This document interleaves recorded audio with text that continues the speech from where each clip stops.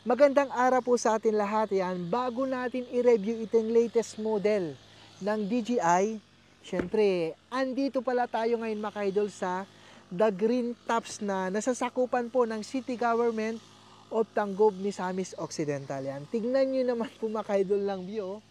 Napakaganda. Ang ganda talaga ng ambience dito, tahimik, ay talagang makakapag-isip po talaga tayo ng maayos. So tara, samahan niyo ako para i-review na natin 'to. Ayan, so buksan na natin mga idol, no. Ito po yung kasama sa sa box ng Plymore combo ng DJI Flip. Ayan, ito pala yung aircraft niya mga idol, no. Meron kasi akong naitago na cover po ng dati nating Air 3. Ayan, so nilagay ko na 'to para safety. Kung papansinin natin mga idol, no. Ayan, kung mamasdan natin, ito para siyang mags, nakalesa type, parang bicycle o kaya parang yung wheelchair. Ayan, no. Ang ganda talaga. At saka meron po siyang mga kaidol, no, pag bibili kayo ng Plymore combo, ito pala yung mga battery niya. So tatlong battery at saka charging hub. At saka meron din tayong dito. Ayan. Ito po yung remote. Ito kasing remote mga kaidol, RC to. Bale itong remote na ito is remote po ng isang drone natin, yung Air 3S. So compatible naman po siya o kaya the same lang din naman. Kaya yung dati kong RC to na purchase, ginawa ko, binenta ko na lang din kasi hindi ko naman po magagamit eh. Kahit isang remote lang ang gagamitin natin sa dalawa nating drone, goods na po 'yon. Ayan, ito yung RC to. Ayan, so i-review na natin mga idol, no? So ito pa lang yung advice ko sa inyo. So bago natin ilalagay yung battery, tanggalin muna natin itong gimbal protection. Ayan, ito. Unahin natin diyan, ganyan lang. At saka itong ganda talaga nito kasi meron siyang cover sa lens ng natin, camera. So tanggal. Dahan-dahan lang din naman yung pagtanggal natin kasi baka mamaya pag hilain natin, nako, masisira 'to. Dahan-dahan lang. Ayun, ako nga natatakot din eh. Ayan. Tapos pag natanggalan natin, ayan, isunod na natin na ilagay itong battery. Ito yung battery niya. Press lang natin ito magkabilaan. Ayan. Ganun lang kasimple. Tapos pag ilalagay natin ito mga idol, no? So dito lang i-make sure natin na tama yung paglagay natin kasi may mga pins diyan. Ayan. Unahin natin dito, no? Ganun lang. Tapos press natin. Ayun. Ayan, buksan na natin, no. Ito po yung mga arm niya. Yan. Yan. Ganyan. Napakasimple lang talaga ito, no. Ayun. Parang wheelchair nga. Ayun. Nakita nyo, nag-an na kasi siya. Kaya bago natin buksan itong mga arm niya, mga idol, i-make sure nyo muna na natanggal itong cover po ng gimbal. Ayan. Para hindi po masira yung gimbal natin. Bagong-bago, tapos ang ginawa natin, nakalagay lang to, tapos binuksan natin ito, ayun, sira na agad. Sayang yung bagong drone. Ito pala yung niya, no, yung on and off niya. So, isang press, at saka long press. Ayun, patay na yung drone. So, sa kabila naman po, ito po yung lagay ng memory, at saka ito naman po yung mga niya, mga switch ng mga quick shots mode niya. Ayan. Makikita natin dito mga idol, no? Dito sa harapan ng drone natin. Ito po yung infrared niya, kumbaga protection din to, kumbaga pinaka-obstacle sensor niya. Kagandahan dito, kahit gamitin natin sa gabi, pwedeng-pwede to. So, tara, review na natin mga idol, no? Isang press, saka long press. Pagbubuksan natin, ayan. Yan, bukas na siya. Yan. Pag nakabukas na yan mga idol, isusunod natin dito, buksan naman natin itong isang press at saka long press. Ayan. Ito yung kanya remote. Ayan. Kailangan i-connect na natin to. Ang napansin ko dito mga idol, no, pag nagpapalanding kayo ng ganitong klaseng drone ng DJI Flip, is i-make sure nyo lang na flat talaga.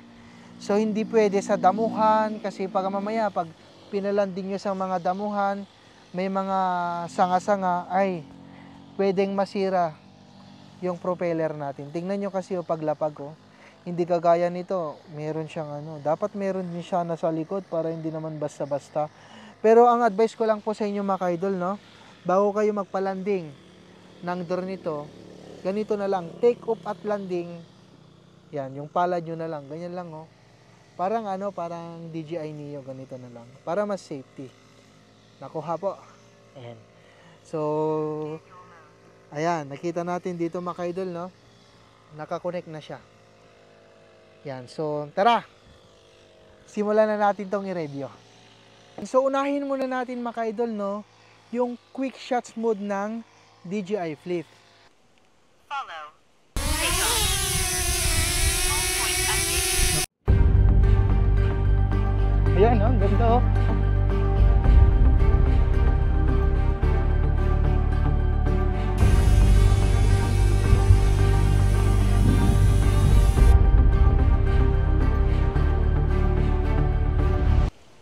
Drone. Ayan, so ito naman po yung drone niya mga ka-idol, no? Ayan, so ang gamit natin ngayon mga ka-idol, itong mobile phone lang. Ayan, ito. So kaway-kaway lang. Circle. Take off.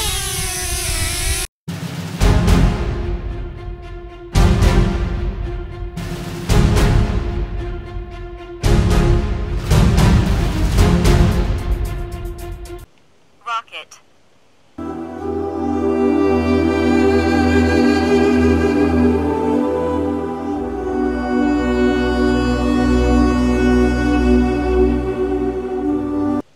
Spotlight.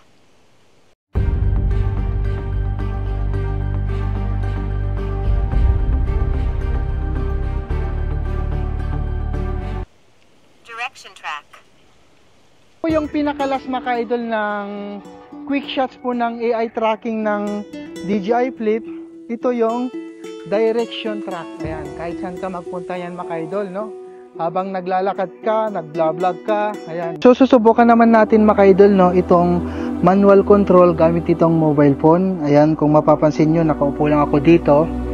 Tapos ganito lang yan, up natin yan. Ayan. Tapos dito ulit tayo para makita yung view. Ganda oh. Ayan, ang gamit natin mga ka-idol, itong mobile phone. Ayan, so diretso tayo doon. Ayan, sa baba natin konti. Ang kagandaan kasi nitong mga ka-idol, no? Ayan oh, ganda. Pwede natin gamitin na to. May mic na talaga habang nagpapalipad ka talaga is nakikita mo. Kaso nga lang may limit ito mga ka-idol ha. Itong gamit natin is mobile phone. Hindi mo pwedeng masyadong palayuin. Kasi baka mamaya mag-loss ng signal. So balik tayo. Ayun, naglulos na nga. Max flight distance reached. Oh, na-reach na daw yung yung max distance na niya. So hindi natin pwedeng asan na ba yung drone natin? So taas natin. So balik tayo dito. So andito na. Ayun. Isa sa mga nagustuhan ko dito sa DJI Flip na ito is yung mobile controller. Nako, napaka-smooth gamitin mga ka-idol at saka napakaliwanag po talaga ng resolution po niya. Kasi yung portrait mode niya nasa 2.7K resolution to 30 fps. While naman po sa landscape po niya is nasa 4K resolution to 30 fps.